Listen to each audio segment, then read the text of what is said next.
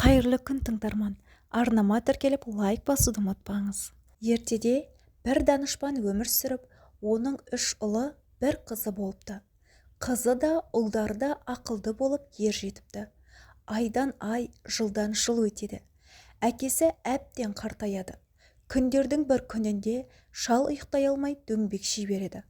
Мұны сезген кемпірі мен қызы: "Сізге не болды? Бір жеріңіз ауырып жүрме? Жоқ әлде алыс жүрген балаларыңызды сағынып жүрсіз бе?" дейді. "Я, сағындым. Оның үстіне бір арманым ішімде кетіп барады."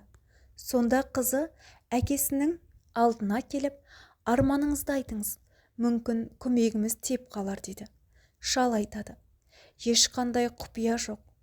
Менің 3 ұлымның 3-еуі де ақылды. Сонда да біреуінің ақылы артығырақ болуға тиісті. Соны білу менің арманым." Қызы сәл ойланып: "Ой, әке, осығанда қиналасыз ба? Қыдырып барып балаларыңызды сынап келіңіз" деп қыз бен кемпір жол қамына кіріседі.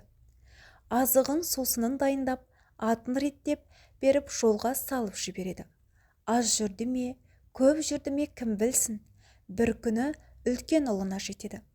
Баласы зор құрметпен қарсы алып, қолынан келгенінше сыйлайды. 2-3 күн жатып, мауқын басып, 4-ші күні қайтпақшы болады. Баласы тағы да қой алдырып сойғызады. Тамақ піседі. Етін қазаннан түсіріп қойып, нанын салып жатқанда шал баласына қарап: "Қарағым, ана етіңнің жақсы жерінен бір кесіп берші" дейді. Ұлы жақсы жері дәуде болса санның еті шығар деп сан етінен кесіп береді.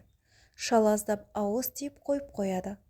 "Балам, енді жаман жерінен бір кесіп берші" дейді. "Еттің де жаман жері бола ма?" деп ұлы сәл ойланып тұрып: "Жаман жері дегені түс өтпейтін сіңір шығар" деп сіңірден кесіп береді. Сіңірді алып аздап ауыз тиеді. Артынша тамақ та келеді. Тамағын жеп, сыйына риза болып, ел жұртпен баласымен қоштасып қайтады. Данышпан жүріп отырып, 2-ші ұлына келеді. 2-ші ұлы да зор құрметпен қарсы алып сыйлайды. Әкесі қайтар күні 1-ші ұлына қойған сауалын қояды. 2-ші ұлы да 1-ші ұлының істегенін қайталайды. 2-ші ұлына да риза болып қайтады. Ол енді 3-ші ұлына келеді. 3-ші ұлы да зор құрметпен қарсы алып сыйлайды. Қайтар күні 2 ұлына қойған сауалын кіші ұлына да қояды. Сонда кіші ұлы мұнда бір сыр бар шығар деп ойлайды. Сосын бастың тілінен кесіп береді. "Балам, енді жаман жерінен бір кесіп берші" дейді. Баласы тағы да тілден кесіп береді. Сондай кесі тұрып: "Балам, мұның қалай? Жақсы жерінен кесіп бер десем, тілінен кесіп бердің. Жаман жерінен десем, тағы да тілінен бердің" дейді. Сонда баласы: "Ой, әке-ай, сіздің сынап отырғаныңызды біліп тұрмын. Жақсы да, жаман да, ұрыс та, керіс те, өсек те, бәрі де осы тілден шығады. 2 елі ауызға 4 елі қақпақ дегендей, әр адам өз тіліне сақ болса, еш уақытта ұрыс керіс болмас еді. Басқа пәле тілден" деген екен. Қарт 3-ші ұлының ақылдылығына өте риза болып қайтады.